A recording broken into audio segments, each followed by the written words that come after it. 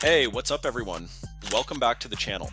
If you're new here, hit that subscribe button and ring the bell because today we're diving into one of the most controversial topics in the NBA, the draft lottery. Is it truly random or is there something shady going on behind closed doors? I mean, time and time again, the stars align just a little too perfectly for certain teams. And the 2025 Dallas Mavericks lottery win, it's got the whole basketball world buzzing with conspiracy theories.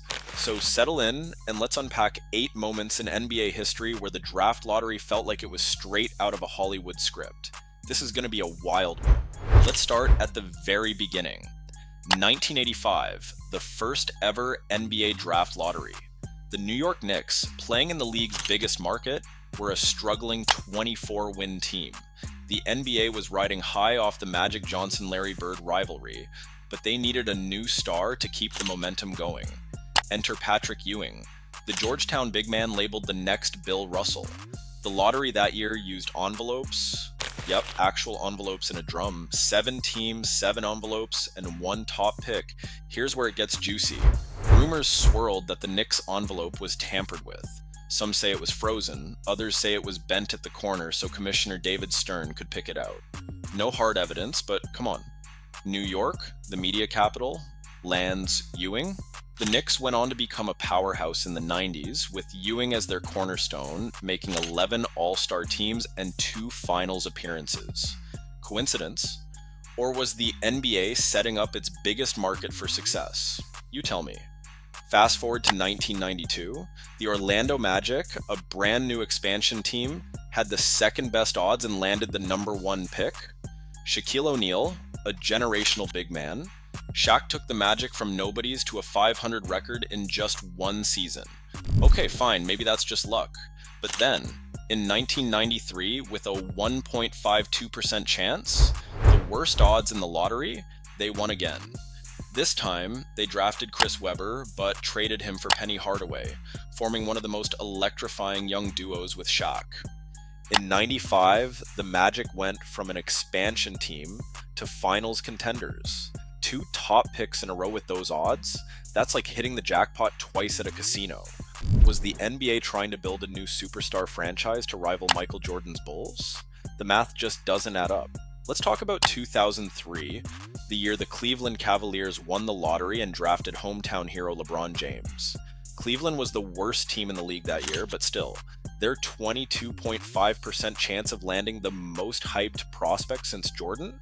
LeBron grew up in Akron, just 40 miles from Cleveland.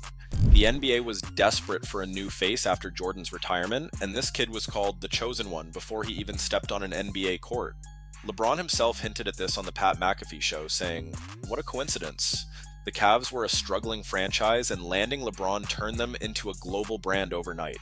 Was it fate, or was the league scripting a fairy tale for maximum marketability? I'm just saying, it's too perfect. In 2008, the Chicago Bulls had a measly 1.7% chance of winning the lottery. They were sitting at the 9th spot, not even close to the top. Yet, somehow, they jumped all the way to number 1 and drafted Chicago's own Derrick Rose. The Bulls were desperate for a post-Jordan savior, and Rose, a hometown kid, fit the bill perfectly. He became the youngest MVP in NBA history in 2011, bringing the Bulls back to contention. LeBron even called this one out, saying it felt like the league understood the assignment. Chicago's a massive market, and Rose was a storybook pick. A 1.7% chance turning into that outcome?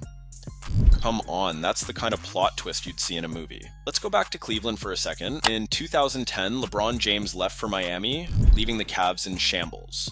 But in 2011, they won the lottery with a pick from the Clippers that had just a 2.8% chance of being number 1. They drafted Kyrie Irving, a dazzling point guard who became the cornerstone of their rebuild. The timing was impeccable. LeBron bolts, and the NBA hands Cleveland a lifeline.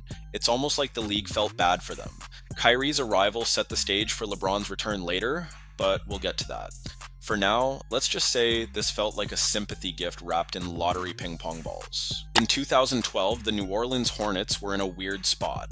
The NBA had taken over the team after Hurricane Katrina, and ownership issues left them in financial ruin.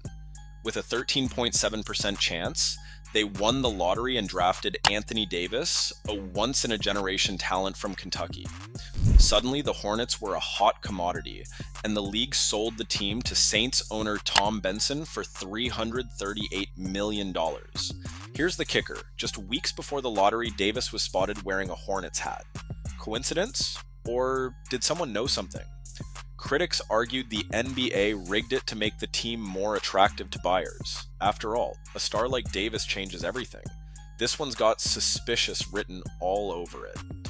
Back to Cleveland, because apparently they're the luckiest team in lottery history.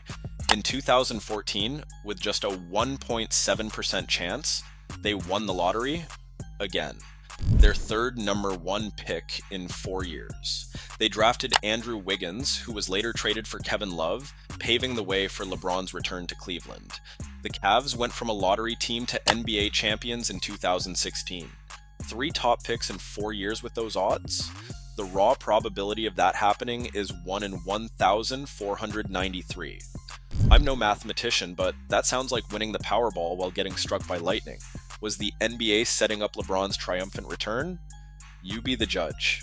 In 2019, the New Orleans Pelicans had a 6% chance of winning the lottery. This was right after Anthony Davis demanded a trade, threatening to tank the franchise's future. Lo and behold, they win the lottery and draft Zion Williamson, a generational talent who instantly replaced AD as the face of the team. The timing was too convenient.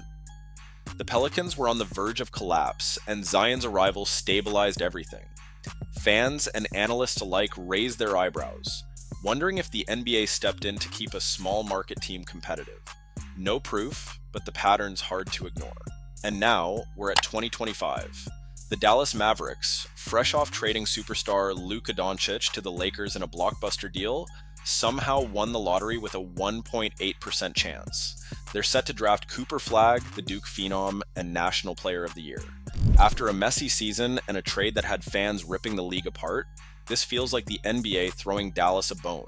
Think about it. Luka, a top 3 player, leaves for LA to join LeBron, and Dallas gets the number 1 pick. It's like the league said, here, take Cooper Flagg to save face. And let's not forget, Nico Harrison, the Mavs GM, might have just saved his job with this one. But is it luck?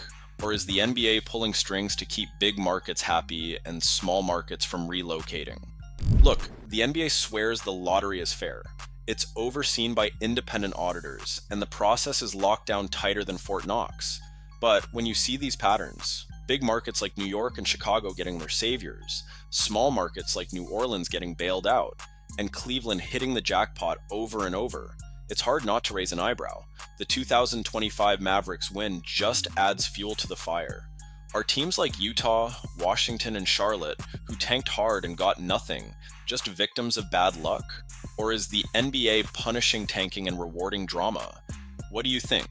Is the draft lottery truly random, or is the NBA scripting these outcomes like a reality show? Drop your thoughts in the comments, and let's get this debate going. If you enjoyed this deep dive, give this video a thumbs up, share it with your friends, and check out our other videos linked below.